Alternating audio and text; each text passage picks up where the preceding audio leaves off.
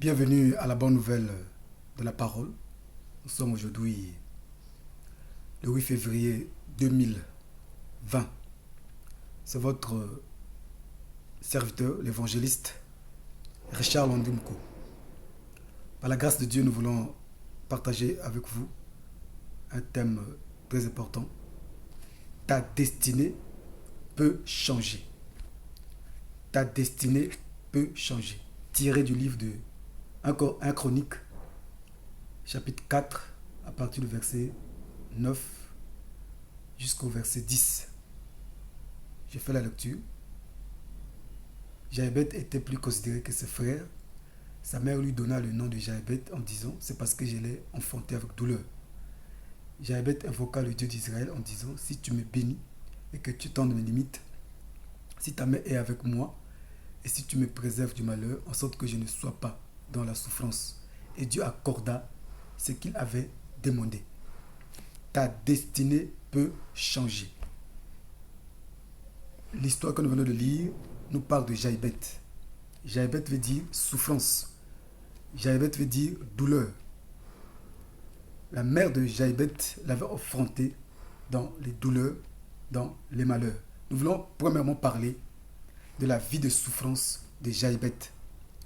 Cette vie de souffrance était due à cause du nom qu'il portait. Le nom représente l'identité de la personne. Le nom affecte négativement ou positivement la vie d'une personne.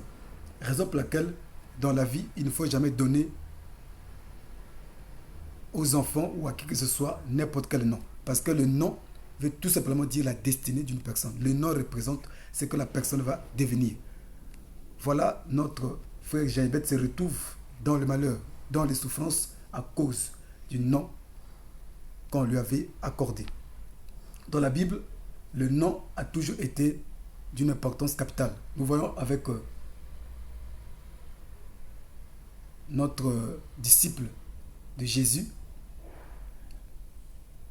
qui s'appelait Simon. Simon veut dire un roseau, quelque chose qui n'est pas stable. Effectivement, dans la vie de Simon, sa vie n'était pas stable. Tantôt, il était avec le Seigneur. Tantôt, il reconnaissait qui était Jésus. Tantôt, il abandonnait.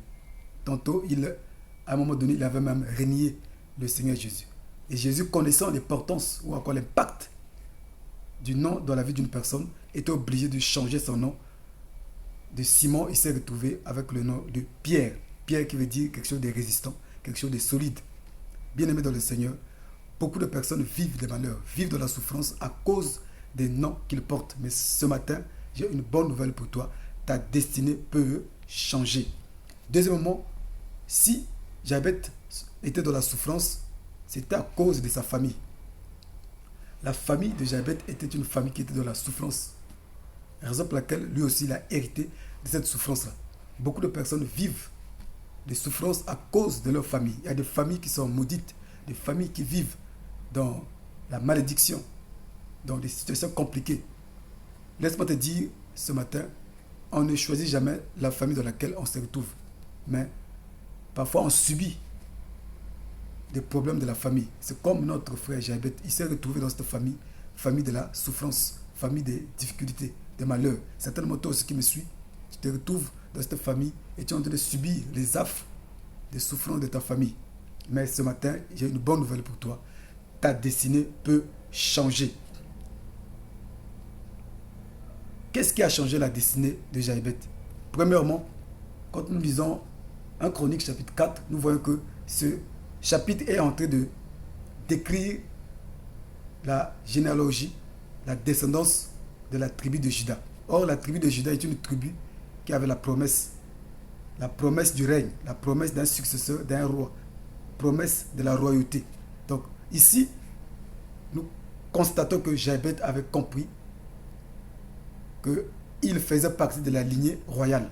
Donc, si tu veux changer ta destinée, la première chose qu'il faut faire, il faut qu'il y ait une prise de conscience de ton identité. Prise de conscience de la famille dans laquelle tu te trouves. La Bible nous dit que si quelqu'un est en Christ, il est une nouvelle créature. Les choses anciennes sont passées, toutes choses sont devenues nouvelles. Si tu veux changer ta destinée, la première chose qu'il faut faire, reconnais la prise de conscience de ton identité en Christ. Tant que tu ne vas pas prendre conscience que tu as changé d'identité, tu vas demeurer dans les mêmes souffrances que ta famille, dans les mêmes souffrances que certainement le nom que tu portes. Mais en Jésus-Christ de Nazareth, notre identité